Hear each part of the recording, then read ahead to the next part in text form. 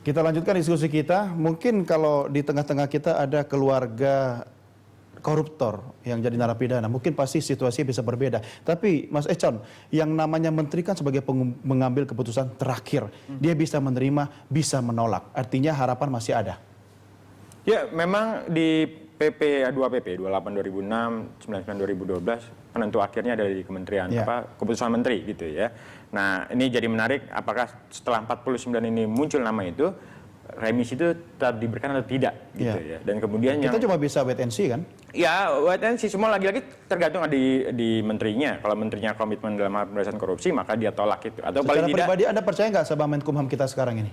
yang ini yang juga jadi persoalan di kita. Kita sejak awal sebenarnya minta pada Jokowi untuk tidak memilih menteri yang berasal dari partai politik karena isu soal konflik kepentingan sangat tinggi. Terakhir misalnya menteri dari dulu juga ICW nggak pernah percaya pada Menkumham siapapun Menkumhamnya. Karena semuanya rata-rata dari partai politik, mulai dari Patrialis Akbar, kemudian terakhir Amir Samsudin. Amir Samsudin menurutku membuat satu yang blunder menjelang akhir akhir jabatan dengan misalnya pembebasan bersyarat buat. Betul. Tapi Bung Econ, Anda juga harus tahu ketika menteri pun tidak melaksanakan undang-undang, dia juga bisa dituntut karena melanggar undang-undang. Ini kan hak. Betul, itu hak, tapi ketentuan pelaksanaannya atau prosedurnya itu mengacu pada PP. Nah, PP-nya jelas mengatur bahwa ada syaratnya, misalnya syarat berkelakuan baik, walaupun itu sangat subjektif. Tadi disampaikan oleh Pak Johan menarik. Berkelakuan baik ini indikatornya apa? Berbuat baik-baik dengan kepala sipir atau kanwil gitu ya.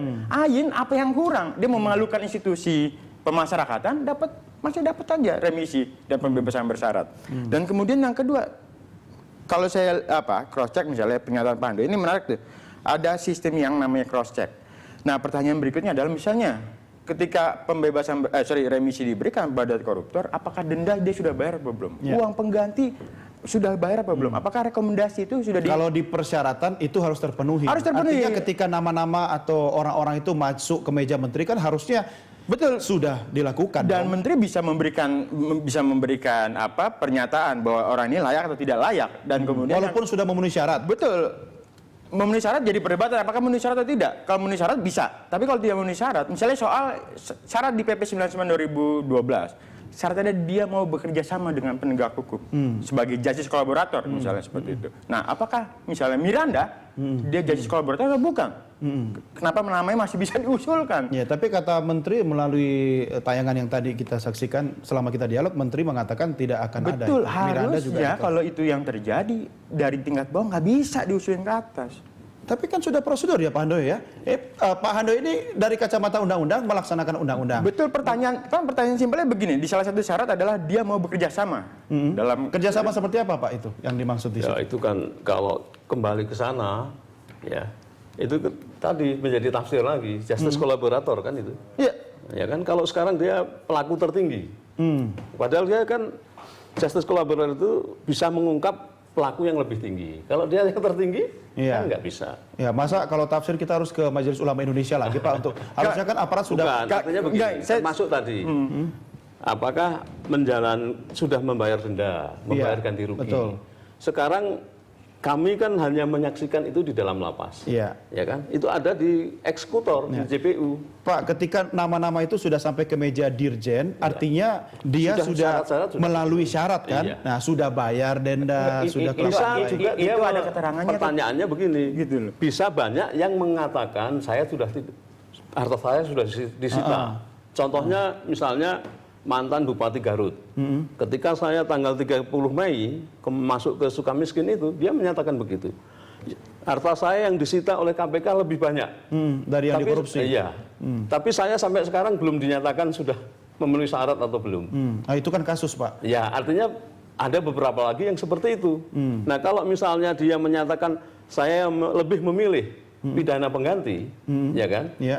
Daripada membayar uang pengganti atau denda, padahal yang dikorupsi banyak. Oke. Ya berarti kan tujuan pemberantasan korupsi juga tidak efektif. Artinya begini, agar laporan itu juga tidak laporan katanya, gitu kan. Saya, Bang Johan masih bersama kami?